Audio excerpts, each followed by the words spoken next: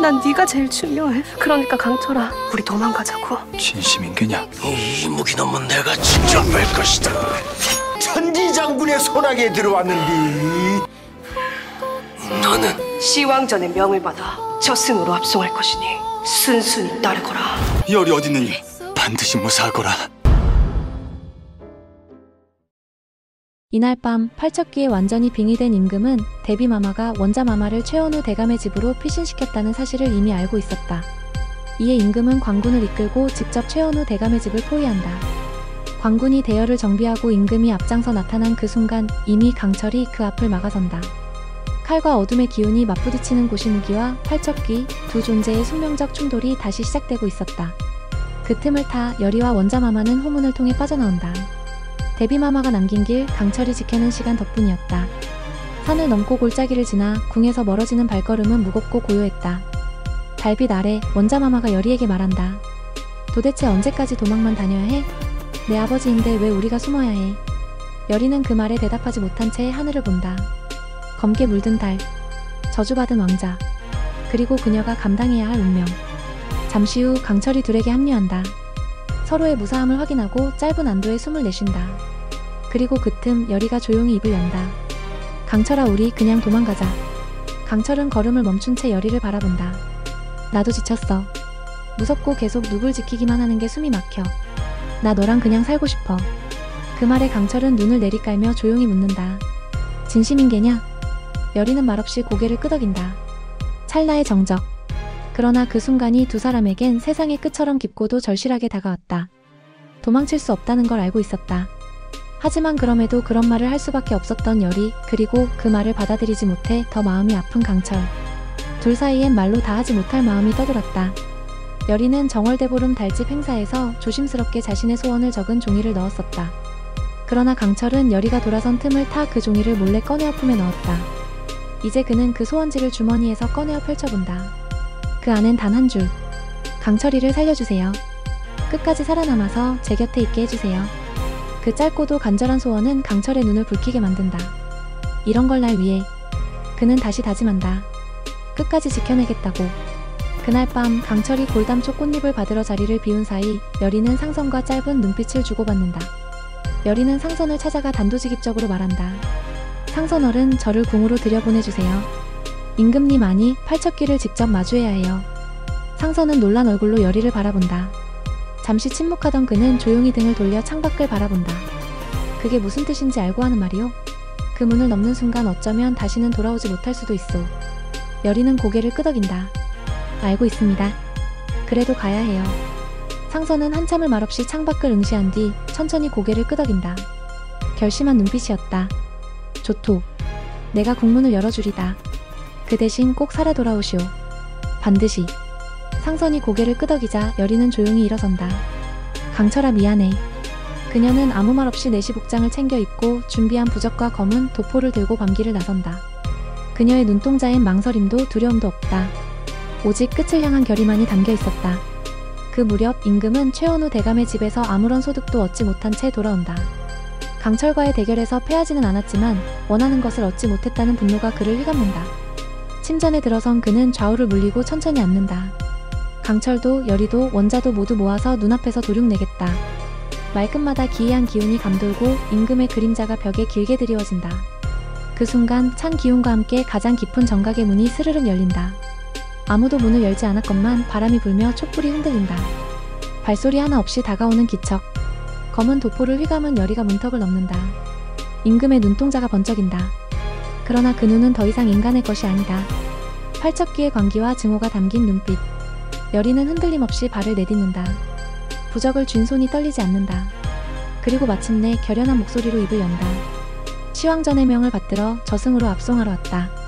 순순히 따르거라, 팔척기. 열이의 말이 끝나기가 무섭게 임금의 입꼬리가 천천히 말려 올라갔습니다. 그 웃음은 임금의 것이 아니었습니다. 인간의 형상을 하고 있었지만 그 안에 깃든 존재는 분명 악기였지요. 팔척기의 웃음은 곧 공기를 일그러뜨렸고 방 안의 촛불이 일제히 꺼졌습니다. 저승이 나를 받아줄 것 같으냐? 임금의 입에서 터져나온 그 말은 이미 인간의 언어가 아니었습니다. 허공을 흔드는 짐승의 울음처럼 실체 없는 분노가 방 안을 뒤흔듭니다. 열이는 물러서지 않습니다. 부적을 찢어 하늘로 던지고 양손에 든 염사비를 교차하며 몸을 낮춥니다. 당신이 무엇을 품고 있든 그 죗값은 이승에서나 저승에서나 피해갈 수 없어. 말이 끝나기 무섭게 바닥이 흔들립니다. 팔척기의 기운이 공간을 가르며 여리를 향해 돌진합니다. 여리는 부적으로 그 기운을 막고 봉인의 진언을 외웁니다.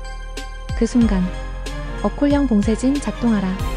바닥에 그려진 금강석 문양이 푸른 빛을 뿜으며 임금의 발을 붙듭니다. 잠시 팔척기가 비명을 지르며 뒤로 젖혀지고 임금의 눈동자 속에 희미하게 본래의 의식이 떠오릅니다. 전화 들리십니까? 지금이 마지막 기회예요. 돌아오세요. 여리의 목소리는 떨리지 않았습니다. 단호했고 간절했습니다.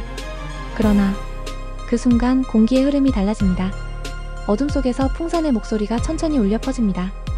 그래서 네가 이겼단 말이냐? 풍산은 천천히 모습을 드러냅니다. 익숙한 미소, 하지만 그 속엔 여우처럼 교활한 눈빛이 숨어 있습니다. 그의 손에는 붉게 달아오른 야광주 하나가 들려 있었습니다. 그걸로는 부족해. 팔척기는 쉽게 지지 않아. 넌 지금 마지막 수를 놓치고 있는 거다. 풍산이 허공을 향해 손짓하자 팔척기의 몸 안에 있는 야광주가 붉게 빛을 발합니다. 그 반응에 봉인진에 미세한 균열이 생깁니다. 그의 주술이 결계에 틈을 벌리고 팔척기의 기운이 다시 살아납니다. 풍산 내가. 여리가 소리치려는 순간 결계가 깨지며 팔척기의 힘이 여리를 향해 폭주합니다. 그녀는 날아갈 듯 튕겨나 벽에 부딪히고 한쪽 무릎을 꿇습니다. 풍산은 웃습니다. 여리는 벽에 부딪힌 충격으로 입가에 피를 토하고 그 자리에서 쓰러집니다. 의식을 잃은 듯 고요해진 그녀의 몸. 풍산은 그 모습을 내려다보며 조용히 속삭입니다. 넌 날 이길 수 없어, 여리. 그때 방 안으로 누군가 숨을 몰아쉬며 뛰어듭니다. 강철이었습니다. 그의 손에는 막 따온 골담초 꽃잎이 한 움큼 쥐어져 있었습니다. 여리야, 정신 차려. 강철은 단숨에 여리를 감싸고 선채 꽃잎을 삼킵니다. 그의 몸에서 빛이 일렁이고 무언가가 껍질을 벗듯 새롭게 깨어납니다. 야광주를 삼킨 팔척기와 골담초의 힘으로 강화된 이무기 강철. 마침내 둘의 싸움이 다시 시작됩니다. 칼과 기운이 맞부딪히고 땅이 갈라지고 창호가 찢어집니다. 궁궐의 정각이 울리고 잠들었던 혼들이 깨어나 울부짖습니다. 팔척기는 으르렁거리며 말합니다. 이번에도 날 막겠다는 거냐, 이무기. 강철은 검을 거두며 짧게 대답합니다. 그래. 여리 옆에 서기 위해서라면 너도 꺾고 간다. 결전은 지금 이 자리에서. 강철과 팔척기의 충돌은 더 이상 인간의 눈으로는 가늠할 수 없는 경지에 이르렀습니다. 두 존재가 맞붙는 그 순간 궁궐 안의 시간조차 멈춘 듯 고요해졌습니다. 한치 앞도 보이지 않는 어둠 속에서 칼과 기운이 번뜩였고 그 충돌은 단순한 무력의 대결이 아니었습니다. 그것은 기억과 원한, 믿음과 복수의 싸움이었습니다. 팔척기의 눈빛이 번띱니다. 두 존재는 숨을 골랐다가 동시에 칼을 높이 치켜들고 돌진합니다. 검이 부딪히고 바닥이 갈라지며 불꽃처럼 튀는 기운이 공간을 가릅니다. 서로가 서로의 움직임을 읽으며 피하고 찌르고 또 받아냅니다. 잠시 균형이 무너지는가 싶더니 다시 맞붙는 검과 검. 그러나 그 싸움의 절정, 팔척기가 외칩니다. 끝을 보자, 이무기. 팔척기는 손을 펼치고 자신의 가슴 안에서 붉게 불타오르는 야광주의 기운을 끌어올립니다. 동시에 강철도 검을 거두고 손끝에 푸른 빛을 모읍니다. 붉은 빛과 푸른 빛. 서로 다른 야광주의 기운이 두 존재의 손에서 광탄처럼 쏘아집니다. 두 기운이 공중에서 충돌하고 순간 궁 전체가 흔들릴 만큼의 폭발이 일어납니다. 그 틈 속에서 야광주의 힘은 빠르게 소진되고 붉은 기운은 점차 약해지기 시작합니다. 팔척기가 주춤합니다. 야광주의 끝이 다다르고 있었던 것입니다. 반면 강철은 골담초 꽃잎의 효능으로 마지막까지 버텨냅니다. 푸른 빛이 점점 팔척기의 붉은 기운을 밀어내고 마침내 그 기운을 꿰뚫고 들어갑니다. 팔척기의 몸이 크게 뒤로 젖혀지며 비명을 지릅니다. 그리고 드디어 나는 네가 아니다. 나는 누굴 지키기 위해 존재한다. 강철의 말이 허공에 울려 퍼질 때 팔척기의 모습이 잠시 인간의 형상으로 되돌아갑니다. 천금이 오래전 전쟁터에서 가족을 잃고 죽어간 그 사내의 얼굴. 강철은 그 얼굴을 보며 잠시 숨을 멈춥니다. 지키지 못해 원한이 되었고 원한이 되어 살육이 되었다. 하지만 나는 그 끝을 막기 위해 태어난 존재다. 강철이 마지막 부적을 팔척기의 심장 위에 꽂는 순간 야광주가 강하게 반응합니다. 팔척기의 몸이 고통에 일그러지고 주위 공간이 찢어질 듯 흔들립니다. 그러나 그때 팔척기가 마지막 힘을 모아 강철의 심장을 향해 손을 뻗습니다. 동시에 봉인에서 빠져나온 기운이 폭주하며 여리를 향해 달려듭니다. 여리야. 강철은 칼을 던지듯 내던지고 그 몸으로 여리를 덮칩니다. 순간 팥과 소금이 흩날리며 방 전체에 정령의 파장이 퍼집니다. 골담초의 효과로 일시적으로 강화된 강철의 몸이 방패가 되어 열의를 덮고 팔척귀의 기운을 막아냅니다. 한참 후 방 안은 고요해집니다. 열의는 정신을 차리며 눈을 뜨고 자신을 감싸 안은 강철의 얼굴을 봅니다. 강철아, 강철아, 눈 떠봐. 강철은 미약한 숨을 내쉬며 속삭입니다. 괜찮아. 살아있어. 아직은 내 곁에 있을 수 있어. 그 말에 열의는 울음을 터뜨립니다. 그리고 그 순간 바깥에서 상선의 목소리가 들려옵니다. 열렸다. 봉인이 사라졌소이다. 팔척귀는 사라졌고 임금은 바닥에 쓰러져 정신을 잃은 채 본래의 모습으로 돌아와 있습니다. 풍사는 이미 자취를 감췄습니다. 흔적도 없이 허공처럼 사라진 그 뒷모습만이 싸늘한 여운으로 남습니다. 한 시대를 잠식하던 저주는 그렇게 막을 내렸습니다. 그러나 이 결말이 진정한 끝일까요? 궁궐을 뒤덮었던 긴 밤이 물러나고 동이 틉니다. 팔척귀의 기운이 사라진 자리, 어둠에 갇혀있던 하늘은 처음으로 맑게 갠 빛을 드러냅니다. 그 순간은 모든 것이 멈춘 듯 조용했고 저마다의 상처는 말없이 새벽의 공기 속에 스며들었습니다. 임금은 깨어났지만 그의 눈엔 혼란만이 가득합니다.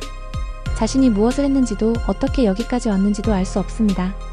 대신 그는 눈앞에 서 있는 열의를 보고 조용히 무릎을 꿇습니다. 용서하지 않아도 좋도. 다만 그동안 이 나라가 어떤 저주 아래 있었는지 나의 무지함을 사죄하오. 열의는 아무 말 없이 고개를 숙입니다. 그 고개 숙임은 분노도 용서도 아닌 단 하나의 다짐이었습니다. 더 이상 이런 저주가 반복되지 않게 하겠다는 무당의 후예로서의 마지막 책임. 그날 밤 강철은 열의의 곁에서 조용히 쉬고 있었습니다. 그의 상처는 깊었지만 골담초의 약효 덕에 생명엔 지장이 없었습니다. 정말 다 끝난 걸까? 열의가 낮게 말하자 강철이 대답합니다. 끝난 거다. 적어도 이 생에선. 그 말엔 모든 걸 지나온 자만이 가질 수 있는 깊은 확신이 담겨 있었습니다. 며칠 뒤 풍산을 잡기 위한 추포령이 내려졌지만 그는 끝내 잡히지 않았습니다. 그러나 열의는 알고 있었습니다. 그의 야망은 꺾였고 그가 원하던 신의 시대는 더 이상 오지 않을 것임을. 왕은 조정 대신들에게 명하여 경기석에 남은 조각을 회수하게 하고 팔척귀와 관련된 모든 주술 도구를 소각하도록 합니다. 왕실의 기록에서는 팔척귀의 흔적을 감추기보다 그 비극의 교훈을 남기기 위해 별도의 금고에 보존하기로 합니다. 봉인합니다. 역사는 반복되지 않도록 남기는 것이 아니라 되풀이하지 않기 위해 기억하는 것이라는 신념 아래에서. 그리고 정월 대보름 마지막 날 밤 열의는 다시 달집 앞에 섰습니다. 강철은 그 옆에 조용히 서서 묻습니다. 이번엔 어떤 소원을 적었냐? 열의는 웃으며 대답합니다. 이번엔 비밀이야. 그러나 강철은 알고 있었습니다. 그녀가 무엇을 바랐는지. 열의가 이전에 썼던 소원 강철이를 살려주세요. 끝까지 살아남아서 제 곁에 있게 해주세요. 그 소원은 이제 이루어졌기에 다시 바랄 필요가 없다는 걸. 달이 타오르고 종이는 재가 되어 흩날립니다. 열의와 강철은 조용히 서로의 손을 잡습니다. 말하지 않아도 알 수 있는 감정이 손끝에서 전해졌습니다. 그리고 그렇게 귀궁의 마지막 밤은 막을 내립니다. 하지만 검은 숲 어디선가 들려오는 이름 모를 울음. 아직 끝나지 않은 무언가가 그 어둠의 경계에서 다시 숨을 고르고 있는지도 모릅니다. 저주란 반드시 누군가의 기억 속에서 다시 태어나기에